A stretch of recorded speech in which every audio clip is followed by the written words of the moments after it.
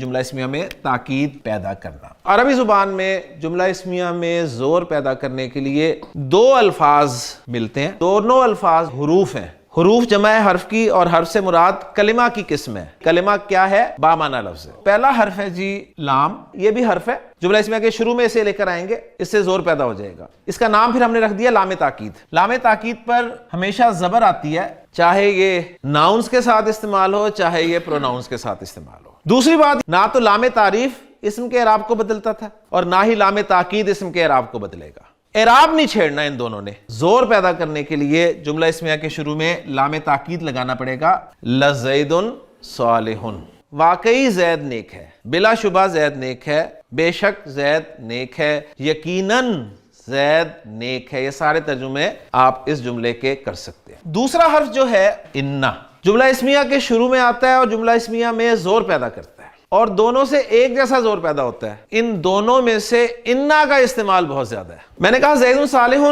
کوئی زور نہیں ہے۔ جب میں نے جملہ اسمیہ کے شروع میں انا داخل کیا، یہ مبتدا کو منصوب کر دیتا ہے، تو جملہ آپ کا بن گیا جی انا زیدن صالح۔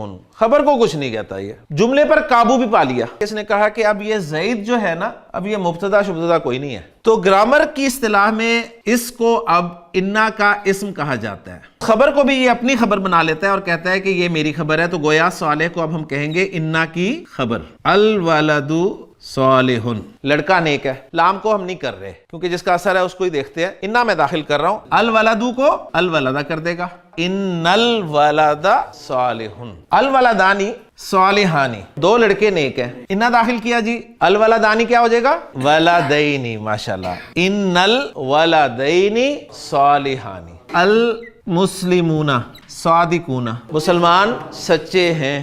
انا داخل کیا، انا نے المسلمون کو کیا کر دینا ہے؟ ان المسلمین صادقون۔ البنت صالحۃ، لڑکی نیک ہے۔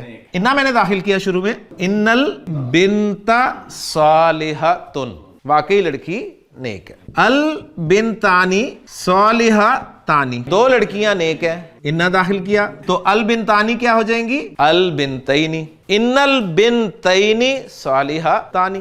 میں کہتا ہوں جی البناتو صالحات، لڑکیاں نیک ہیں۔ انا داخل کیا تو جملے میں کیا تبدیلی آئے گی؟ ان البناتی، ان البناتی صالحات۔ الولد الصالح، کون سا مرکب ہے؟ توصیفی۔ میں مبتدا کی جگہ پہ رکھ رہا ہوں جالسن، نیک لڑکا بیٹھا ہوا ہے۔ زور لانا ہے، لے کے آ رہا ہوں جی زور انا کے ذریعے سے۔ ہاں جی، انا نے کیا کرنا ہے؟ مبتدا کو منصوب کرنا ہے، موصوف اس کے سامنے موجود ہے۔ الولد الولدہ ہو گیا۔ یہ کیا ہے؟ یہ ہے صفت۔ صفت کے بارے میں ہم نے پڑھا ہے کہ یہ موصوف کو فالو کرتی ہے۔ موصوف مرفوع ہوتا ہے تو صفت بھی مرفوع ہوتی ہے، موصوف منصوب ہوگا صفت بھی منصوب ہو جائے گی، موصوف مجرور ہوگا صفت بھی مجرور ہو جائے گی۔ اس نے دیکھا کہ میرا موصوف منصوب ہو گیا تو صفت بھی ساتھ ہی منصوب ہو۔ ان الولد الصالح جالس۔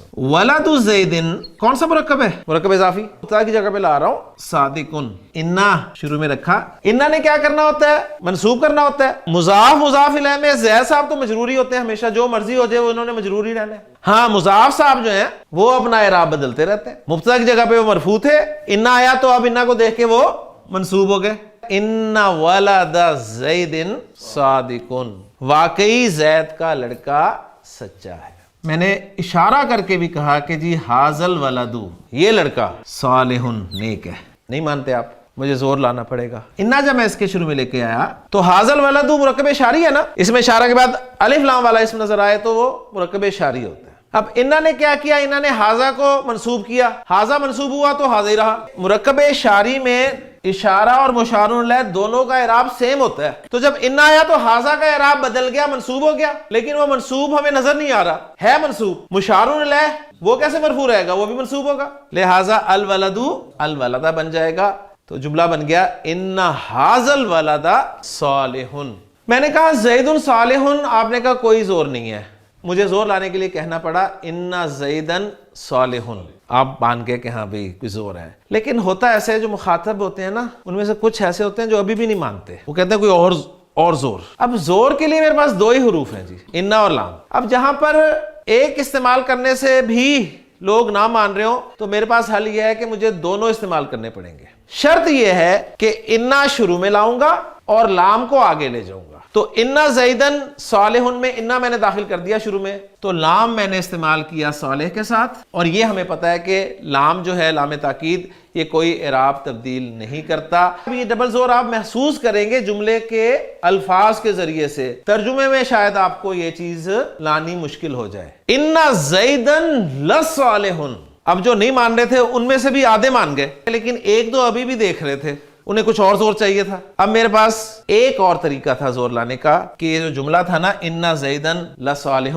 اس سے پہلے میں قسم کھاؤں واللہ انا زیدن لصالح، اب اس جملے میں آپ زور پہچان سکتے ہیں کتنے؟ تین، پہلے قسم کا زور، دوسرا انا کا زور، تیسرا لام کا زور۔ تھوڑا سا اور گہرائی سے دیکھتے نا، اس میں 4 زور ہیں، 3 آپ کو نظر آ گئے، میں نے کہا چوتھا زور آپ کو نظر نہیں آئے گا، وہ زور آپ نے محسوس کرنا ہے۔ ایک زور ہوتا ہے کہنے والے کا، کہ کہنے والا کون ہے، اگر استاد کہہ رہا ہے تو بے شک وہ زور والے الفاظ استعمال نہیں کر رہا، تو اس کی بات میں پھر بھی زور ہوتا ہے، کیونکہ جملہ میرا تھا یہ، تو اس اعتبار سے 4 زور ہوئے، ایک میرا، باقی 3 نظر آ رہے تھے۔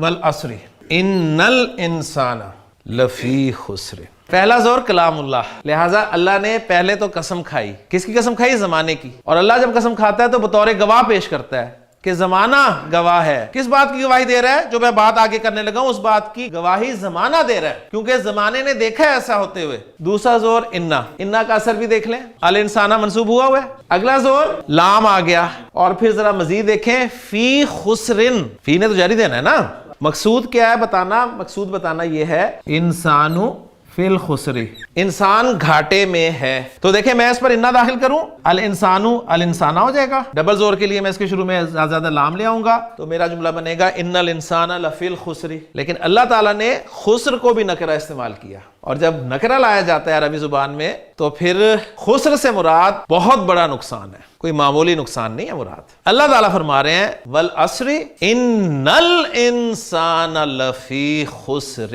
زمانہ گواہ ہے کہ تمام انسان، اور تمام انسان میں ال کی وجہ سے ترجمہ کر رہا ہوں، ایک بہت بڑے نقصان میں ہیں۔ سبحانک اللہم و بحمدک اشہد ان لا الہ الا انت استغفرک و اتوب الیک۔